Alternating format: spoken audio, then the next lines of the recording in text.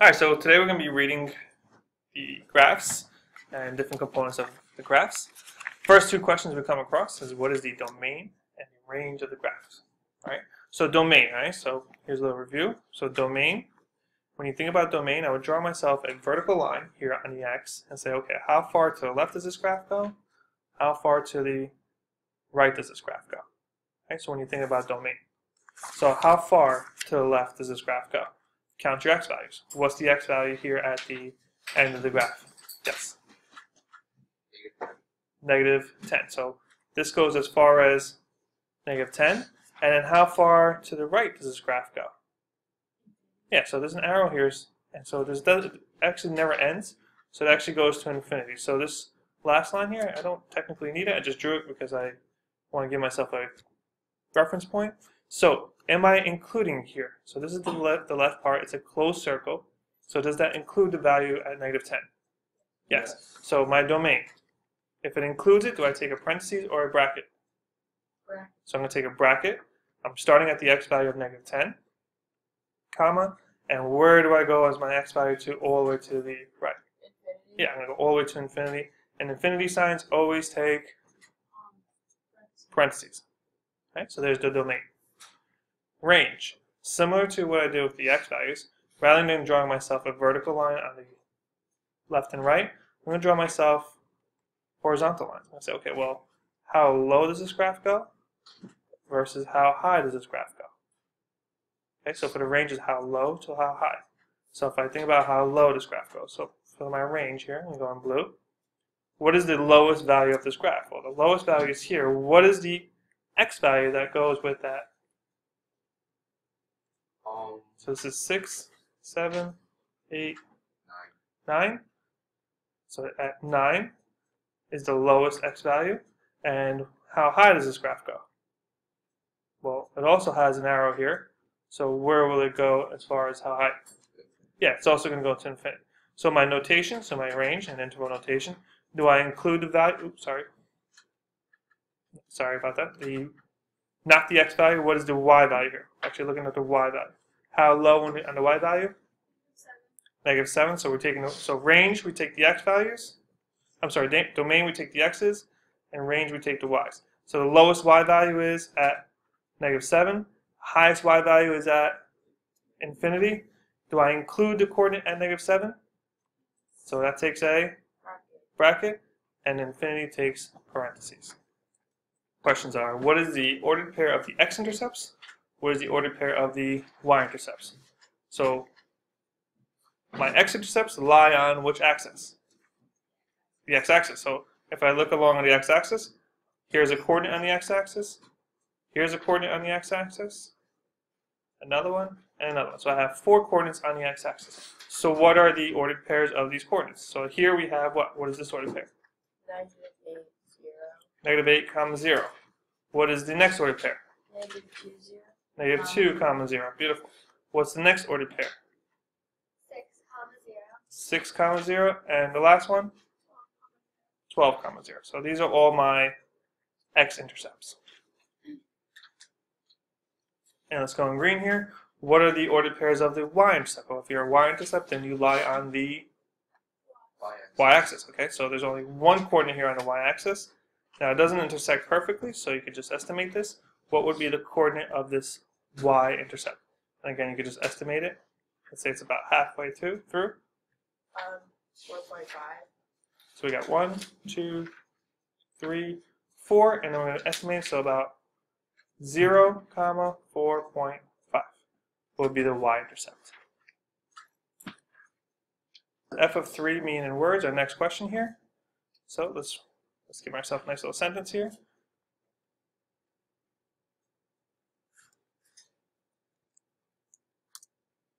So here we can use, let's go with 12.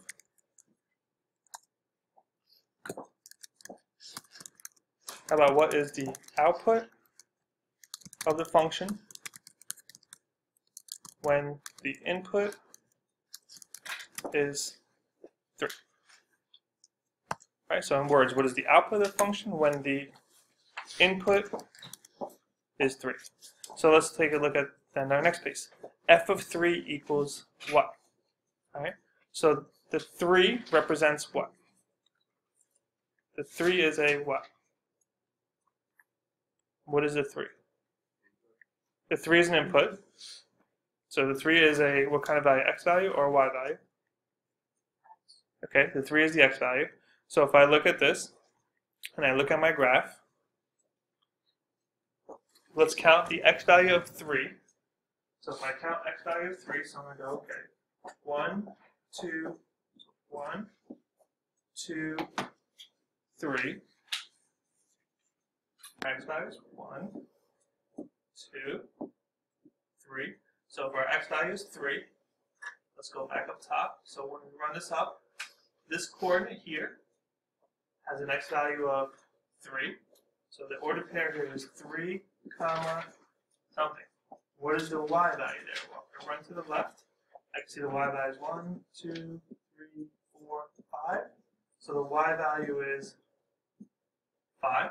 So when the question says, what is f of 3? The answer is asking, what is the output? When the input is 3, well, the output happens to be 5. What does f of 12 mean in words? Yep. It means that x coordinate is 12, and then x 12 is output. Okay, so think about the one we just did to try to rephrase it from that one. Yeah, so we're going to use the same thing. What is the output of the function when the input is, in this case, when the input is 12? All right, and then it says find f of 12. So f of 12 again, I'm going to count 12 on my x-axis. So I pre-counted here 6. This is 12. So f of 12. So there's a coordinate here on the graph. What is that coordinate? What's the ordered pair of that coordinate? The ordered pair of that coordinate is 12, 0. So the ordered pair is 12, 0. So when f of 12, so when I input 12 into my function f of x, the output or the y value is 0. All right, so a similar problem again. What does f of -5 mean in words? Yep. What is the output of the function when the input is -5? Yeah, beautiful. So we're going to use the same thing. What is the output of the function when the input is -5? And now let's find f of -5. All right, so -5 represents what? The x-coordinate or the y-coordinate? X-coordinate. So I'm going to count on my x-axis. 1, 2, 3, 4, 5. And at -5, where does that touch my graph? So this is the coordinate where it touches my graph here. So f of -5 is equal to, so I have the x value, the y value that corresponds to that, or the output is -6. Okay. So this coordinate here is -5, the input, -6 is the output. So f of -5 equals -6. Let's find all the values of x such that f of x equals 0 mean in words. Let's go with that again. And you said? Beautiful. What is the input of the function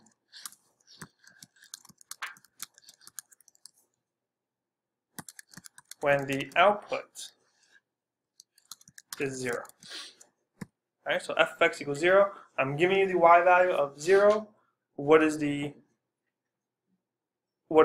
corresponding x values? So now if we look at our graph here, find all the values of x such that f of x equals 0. So my y values are 0. So if I look at my graph, where are the y values 0? Well, I have a y value of 0 here. This is going to have a y value of 0. This is going to have a y value of 0. And this is going to have a y value of 0. So in other words, so we could actually rephrase this again. So if f of x equals 0, these coordinates are all what kind of coordinates? X-intercepts. Yeah, they are x-intercepts. So what is the coordinate here? Well, the coordinate here is, I believe we said it was -8, 0. This is -2, 0, 6, 0, and 12, 0. So we have, so to list this, so if it's just asking for the x values, so x equals, we have -8, -2, -6, and 12. So the x values that give me a y value or an output of 0 are -8, -2, 6, and 12. 13. What does find all the values of x such that f of x equals 5, mean in words? So very similar to the last one. What do we think? What is the input of the function when the output is 5? Okay. What is the input of the function when the output is, we're going to change that 0 to a 5 from last question. Beautiful. 14. Find all the values of x such that the y value is 5. So what I'm going to do is I'm going to go on my y-axis. I'm going to say, okay, well, where is 5? So here's 1, 2, 3, 4. So here's my 5. And I'm just going to draw myself an imaginary line here at y equals 5. Right? You can do this with your pencil or whatnot. Okay, so I'm just going to draw myself an imaginary line, and I'm going to ask myself, where does it cross the x? Where does it cross the graph? Well, it crosses it here. It crosses here, and it crosses here. Right? So where does the y value going to have a coordinate of 5? In all those 3 spots. The question is, what are the x values? So if I look at the first one I cross, what's the x value that corresponds with this first time I cross? Yeah, 0.5 or 1/2. So x is equal to 1/2. So here's the value of 1/2 comma 5. It also crosses here. What's the x value that corresponds to where that one crosses? 3. Okay, so I got beautiful. So my x value here is 3. So at 1/2, at 3, so 3 comma 5. So again, so 1/2, 5. The output is 5. 3, output is 5. So here's 2 different inputs with an output of 5. And then my last one here, what's the x value that corresponds to this one? 14. Beautiful. So this one has a coordinate of 14 comma 5. So the x values that have a y value or an output of 5 are 1/2, 3, and 14.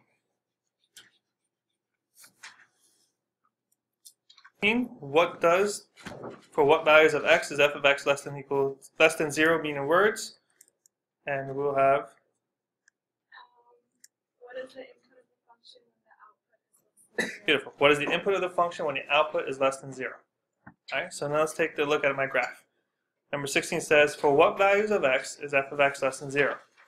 Okay, so in other words, when I say f of x is less than 0, which coordinate is that? The x or the y coordinate?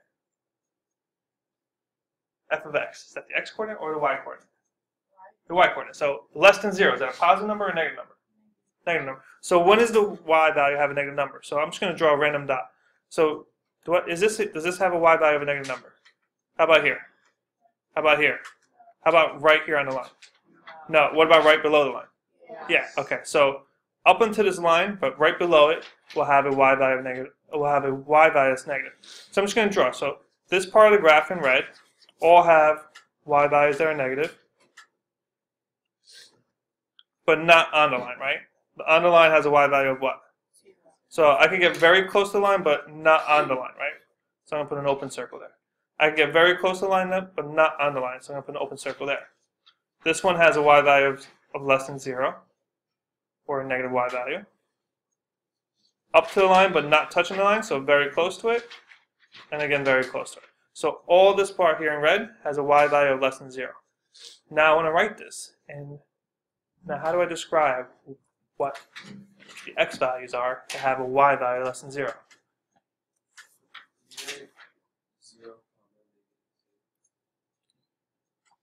Close. Okay, so we are going to write interval notation. So think about what is the x value here? What is the x value at this coordinate here? We said here was -10. What's the x value here? So here is -8. And now it's open circle, so is there parentheses or a bracket? Parentheses. So we have a parentheses here at -8. And it goes all the way to what x value? What's the x value here? -2. Open circle, parentheses or bracket. So in this range, I have parentheses, so I'm going to write from parentheses, from -8, all the way to -2, parentheses. I take my paper off the graph, which creates a union. So here's my union. And then where do I start again? I start here at this x value. What's the x value here? 6. It's open circle, so is that parentheses or bracket? Parentheses. And I stop here at this x value, which is the x value of 12, and it's open circle, so parentheses or bracket. And so negative 8 to 2, union, positive 6 to 12, and union this one again. Now I'm going to change this problem up just a little bit. Now rather than saying f of x is less than 0, what if I said f of x is less than or equal to 0? How would that change my interval notation now? I think it'd be closed circles and you'd use brackets. Beautiful. So these would be closed circles. So if I change that to less than or equal to 0, then these open circles become closed circles, and these parentheses now become brackets. So negative 8 union to negative 2, bracket 6 to 12. What does for what values of x is f of x greater than 0 mean in words? So very similar to one of the last ones. Yep. What is the input of the function if the output is greater than or equal to 0? Yeah, beautiful. So what is the input of the function when the output is greater than or equal to? Okay, so if we're looking at my graph now, okay, so for number 18, for what values of x is f of x greater than 0? So I'm going to outline in red where the y value is positive. So starting from the far left, y value is positive up to here. Now I'm saying greater than or equal to 0, so do I put a dot here at the line, at the x-axis, or an open circle? Right, okay, so including, so a closed circle, and it's greater than or equal to 0 here, and all the way through, up until here. And then again it starts here and goes there. Alright, so let's get our interval notation, right? Interval notation has to do with x values. What is the x value here at the end point?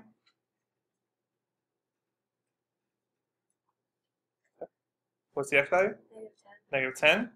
Alright, it has a closed circle, so does that take a bracket or a parentheses? Bracket, comma. What's the x value here? Negative 8. And closed circle, so bracket as well. We jump off the graph, we don't do anything. We have another x value here at what? Negative 2. It's including, so we have a bracket here at negative 2, comma. What goes in between here since I had to come off my graph? Union, beautiful. Negative 2, and then what's the x value? So we run my x value all the way through. The x value here at the next one is 6, so negative 2, comma, 6, bracket. Jumping off the graph again. Union, where do I start? Bracket 12, including 12, and where do I end? Infinity, and that takes parentheses or bracket? Bracket, parentheses, good. So let's rewrite that. So I'm just going to rewrite this as negative 10, comma, negative 8. So all my x values are between negative 10 and negative 8 have a y value of greater than or equal to 0.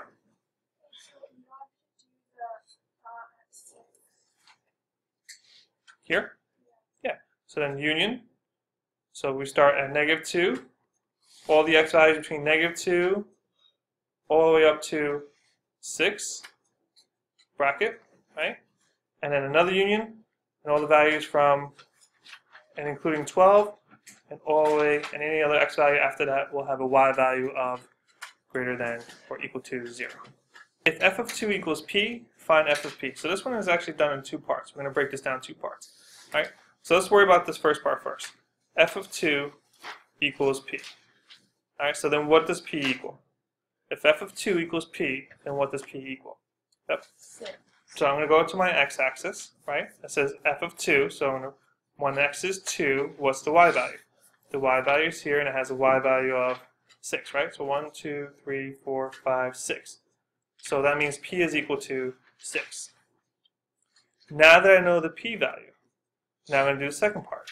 Find f of p. So find f of p equals, but we know what p is, so this is saying find the function f of 6. So now the 6 is now my new x value. So what is f of 6? So 1, 2, 3, 4, 5, 6. So what is f of 6? So f of 6 is here, touches the graph, and the y value is 0.